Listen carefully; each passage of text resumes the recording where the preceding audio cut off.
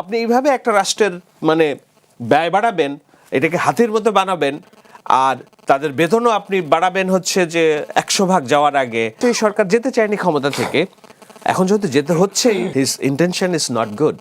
একটা সরকার একটা সিদ্ধান্ত দিয়ে যাচ্ছে যে এই সিদ্ধান্ত তারা নিজেরা এক্সিকিউট করছে না, পরবর্তী সরকার করবে। এখন পরবর্তী সরকার হিসেবে তো বিএনপি কিংবা জামায়াতে ইসলামীর তরফ থেকে তারা তো আরো অনেক বিষয়ে নেতিবাচক সিদ্ধান্ত দিয়ে রেখেছিলেন যে আপনারা বন্দরটাকে বিদেশিদের কাছে দিবেন না, কারণ এটা আপনাদের সিদ্ধান্ত না। কারণ তো এটা পরবর্তী সরকারের জন্য রাখেনি, তারা এটা এক্সিকিউট করেছে।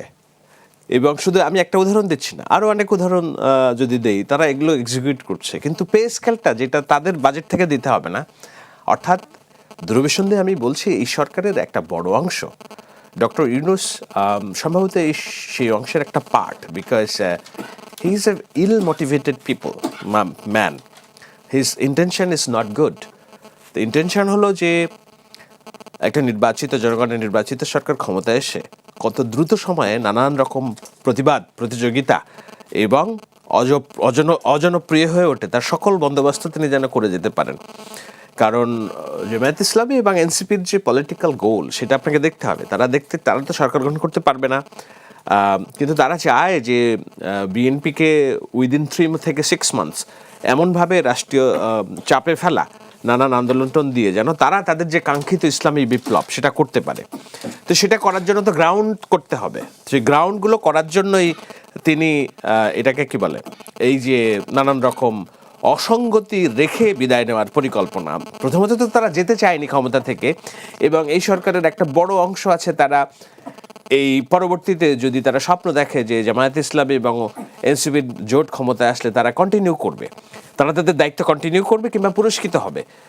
তো প্রথম কথা হচ্ছে এই সরকার যেতে চায়নি ক্ষমতা থেকে, এখন যেহেতু যেতে হচ্ছেই, এমন কিছু বিষয় আমরা রাখি যেগুলাকে পরবর্তী সরকার সামাল না দিতে পারে।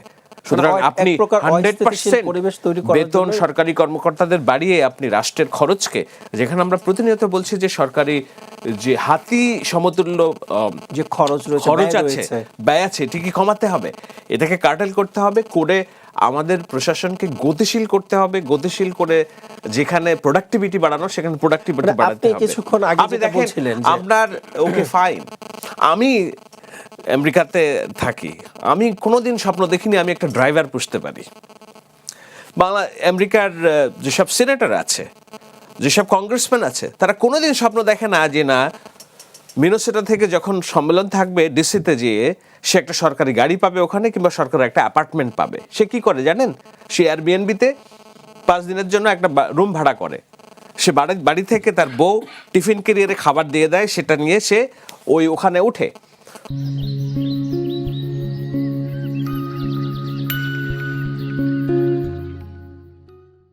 কংগ্রেসের সম্মেলন শেষ করে, সিনেটর শেষ করে, আবার তার এলাকায় ফিরে যায়।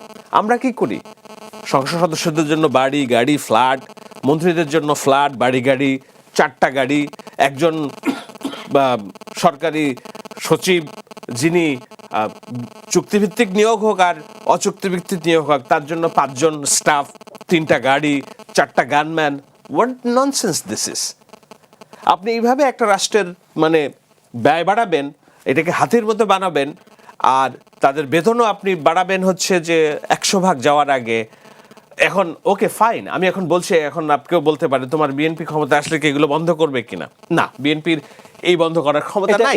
এটা বন্ধ করা যাবে না, যেহেতু কারণ দিস ইজ এ কালচার, আমাদের আমলাতান্ত্রিক কালচার। এভাবে যখনই আপনি এটা করতে যাবেন আপনার বিরুদ্ধে তৈরি হবে। সুতরাং আমাদের দুর্ভাগ্য কি জানেন? আমাদের দুর্ভাগ্য ছিল একটা আইডিয়ালিস্টিক সোসাইটি, মানে রাষ্ট্র ব্যবস্থা তৈরি করার জন্য যেসব সময় আমরা পেয়েছি গত 1.5 বছর 2 বছরের বেশি সময় ধরে, তার একটাও যদি আমরা এক্সিকিউট করতে পারতাম, আমরা পারি নাই, এবং আগামীতে কবে পারবো আমি জানি না। মাহবুব ভাই বললেন উনি নৈরাশ্যবাদী মানুষ মনে হয়েছে আমার কাছে, বাট আমি একটু স্বপ্ন দেখতে চাই মানে উইথ ডিউ রেসপেক্ট যে না আমাদেরকে আগায় যেতে হবে এবং সত্যটা কাউকে না কাউকে দেখতে হবে। যদি আমরা না দেখতে পারি তাহলে আমাদের জনগণ দুঃস্বপ্নে পড়ে যাবে, আচ্ছা, তাদের ভাগ্য সাহেব ভাই, পরিবর্তন হবে না। একটু যোগ করতে আমাদের এই অবস্থা থেকে উত্তরণে একটু একটু করে আগাতে হবে। হ্যাঁ, একটু যোগ করতে চাই যে প্রশ্নটা আমি মাহবুব ভাইয়ের কাছে রেখেছিলাম, আপনার কাছে রাখতে চাই যে তাহাজ্জুদ কিংবা ফজরের পরে ভোট কেন্দ্রে যাওয়ার কথা আসলে আসছে কেন, মানে কি ধরনের আসছে এই কারণে যে মাঠ দখলের যে রাজনীতি, সেই রাজনীতিটা খুব খাতারনাক রাজনীতি। আপনি দেখছেন শেরপুরে মাঠ দখল রাখতে যেয়ে জামায়াতে ইসলামী প্রতিপক্ষকে মারধর করেছে, চেয়ার ছুড়ে মেরেছে। প্রতিপক্ষ এটার প্রতিশোধ নিতে যে বলেছে তুমি এই বাজার দিয়ে যেতে পারবো না, তোমার সাহস কত থাকে। উনি হ্যাডাম দেখাতে যে বলছে আমি এই বাজার দিয়েই যাব, প্রশাসন তার দুইটা পায়ে ধরেছে যে না, যেহেতু আপনারা অপরাধ করেছেন মাঠে ওদের বসতে দেননি, সুতরাং ওরা তেতিয়ে আছে, ওদের দুই কর্মীর চোখ গলে গিয়েছে, অসংখ্য মানুষ আহত হয়েছে, আপনারা এদিক দিয়ে যায় না, হামলার শিকার হইতে পারেন না, আমাকে এদিক দিয়ে যাইতে হবে। যেতে যেয়ে একজনের প্রাণ চলে গেল, প্রশাসন ব্যবস্থা নেয়নি। ওই জামাতের নেতা বলছেন, এমপি প্রার্থী বলছেন যে আমি জীবন গেলেও কিছু করার নাই, কেননা মাঠ দখলের যে রাজনীতি। এখন এই মাঠ দখলের রাজনীতি যখন জামায়াত ইসলামী নারায়ে তাকবীর বলে শুরু করবে, একটা জেহাদি রূপ তারা ধারণ করবে, সেই জায়গায় বিএনপির পাল্টা প্রস্তুতি থাকতে হবে তো, তাই না?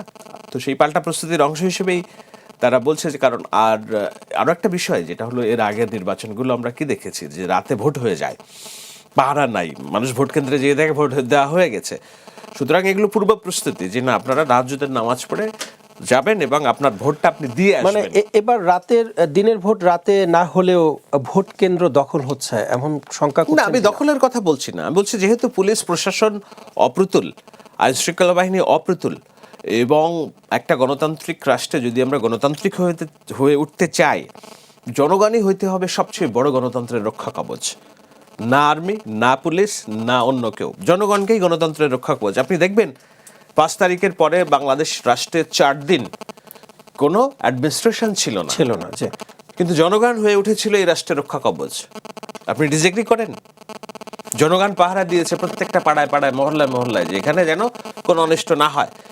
জনগণ তার এই যে গণতন্ত্রের রক্ষা কবচ ধারণাটা যদি সে অ্যাডপ্ট করতে পারে, আমার ভোটের রক্ষা কবচ আমি নিজে, এবং কোনো হানাহানি না, প্রতিপক্ষকে মারামারি না, প্রাণহানি না, আমি আমার দায়িত্বটাকে বুঝে নিব, এইটা হচ্ছে জনগণকেই সচেতন হইতে হবে। সেজন্যই সম্ভবত এটা বলা হচ্ছে। আমি জানি না এর ভিতরে অন্য কোনো অর্থ আছে কিনা। আই হোপ যে এটা মাঠ দখলের রাজনীতিতে না যাক, হানাহানি সন্ত্রাসে না যাক, প্রাণহানি না হোক। বাংলাদেশের নির্বাচন কেন্দ্রিক প্রাণহানি একটা ঘটেছে শেরপুরে জামায়াত ইসলামের অর্বাচীনতায়, সেইটা আর রিপিট যেন না হয় বাংলাদেশে আফটার ইলেকশন পর্যন্ত। That's my wish.